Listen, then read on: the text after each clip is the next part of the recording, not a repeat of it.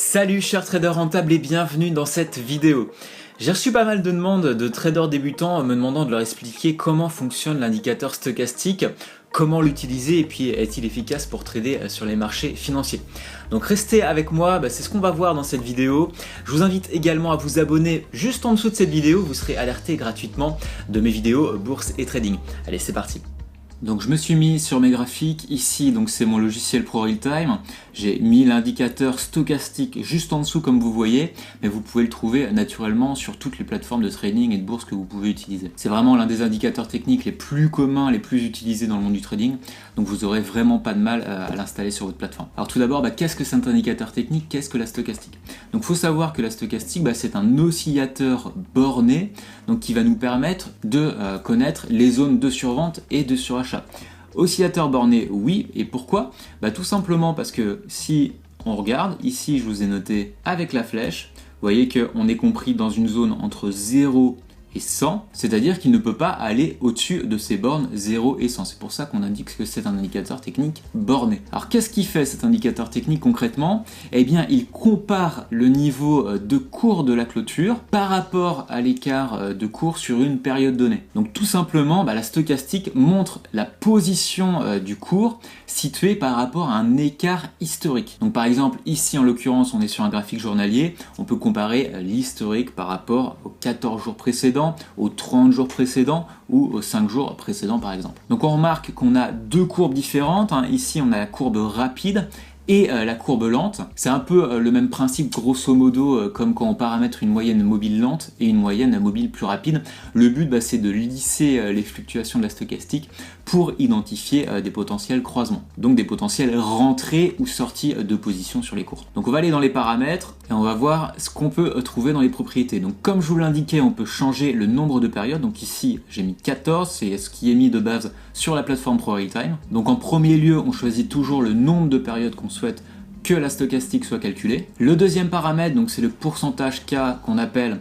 Donc c'est tout simplement en fait le rapport entre la notion de la clôture à l'instant T avec le plus bas de la période que l'on divise sur le plus haut de la période moins le plus bas de la période. Et tout ça est ramené à 100 pour faire un pourcentage. Alors sachez que c'est calculé totalement automatiquement, c'était juste pour vous indiquer rapidement comment c'est calculé. Et puis tout à l'heure je vous parlais de moyenne mobile, donc là le troisième paramètre qu'on a à choisir c'est le pourcentage D, donc c'est en fait tout simplement une moyenne mobile simple de pourcentage K qu'on a paramétré juste avant. Donc ensuite pour les deux derniers, la méthode on laisse sur simple et puis appliquer on laisse sur clôture évidemment. Donc après il y a d'autres paramètres, on va pas rentrer dans les détails, je voulais vous montrer ça plutôt à la fin de cette vidéo. Maintenant ce qui peut être intéressant c'est comment se servir concrètement de cet indicateur technique et comment l'interpréter. Donc là vous voyez de base ProRealTime nous a mis deux lignes bleues, là on les voit sur 20 et sur 80, ce sont en fait des niveaux. Donc je vais vous les mettre un peu plus gros pour qu'on voit mieux. Et je vous les ai changés de couleur pour que vous compreniez effectivement leur objectif. Donc là je suis sur l'action Spineway, ça pourrait être sur n'importe quel type d'actif, sur n'importe quelle valeur. Ce qu'il faut comprendre c'est qu'en dessous du niveau clé 20,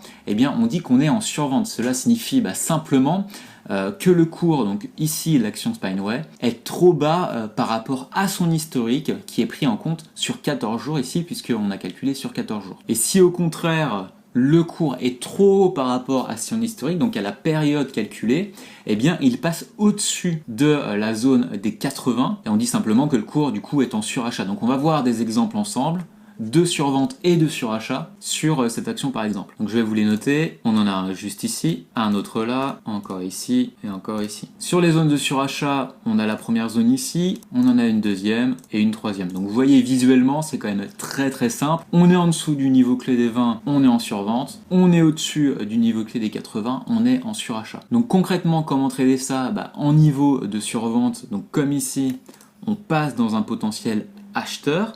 Donc le cours va remonter et à l'inverse, sur un niveau clé de surachat, donc trop acheté, on est sur un potentiel baissier, donc une retombée des prix. Et vous voyez que comme ça, on va de niveau en niveau. Je vous le trace, mais c'est quand même très parlant. Donc comment ça se matérialise sur le cours du prix? Donc on remarque assez facilement que dès que le cours lié à l'indicateur stochastique passe dans cette zone de survente, il s'ensuit une remontée des prix. Donc vous voyez que ici, quand on est dans cette période de surachat, eh bien le cours de l'action est plus haut que cette zone de survente. Ensuite, on est repassé en zone de surachat. Qu'est-ce qui s'est passé? Le prix a chuté pour revenir dans cette zone de survente. Donc on pourrait très simplement donner un point d'achat, un point de vente, un point d'achat, un point de vente, et ainsi de suite. Mais attention, surtout là, vous le voyez que ça va pas fonctionner, parce que c'est pas parce que l'indicateur vous indique qu'on est en survente que le marché ne va pas continuer à baisser. Parce qu'il est clairement dans une tendance. Il peut rester dans une tendance de fond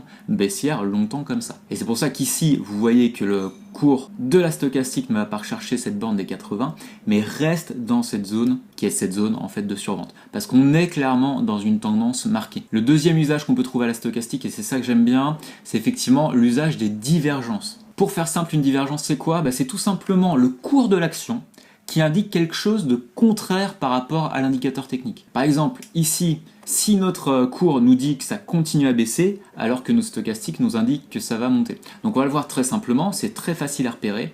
On va, pour ça, tracer des droites de tendance, ici qu'on voit clairement qu'on est dans une droite de tendance baissière. Donc là, c'était très simple à remarquer, on voit bien que le cours il vient taper à plusieurs reprises contre notre droite de tendance, il vient créer des mèches, donc il y a une indécision à vouloir casser cette trendline baissière. Mais que nous indique maintenant notre stochastique? On voit clairement que là on est en zone de survente, et si on trace une droite, une trendline comme on le fait avec notre cours, on voit clairement qu'on est dans une pente haussière. Donc notre premier niveau a été notre zone 0, on a ensuite notre deuxième niveau qui vient nous donner la pente de la droite qui est, vous le voyez, ici, on est dans une pente clairement baissière, alors qu'ici, on est dans une pente montante haussière. Donc c'est ça qui crée une divergence, et c'est ce signal qui doit vous dire, attention, je suis dans un cours baissier sur mon actif, mais mon indicateur technique m'indique l'inverse, donc je fais attention. Il serait peut-être temps d'arrêter de vendre et de commencer à prendre ce fameux signal d'achat. Donc là, on est sur un indicateur contraire au cours,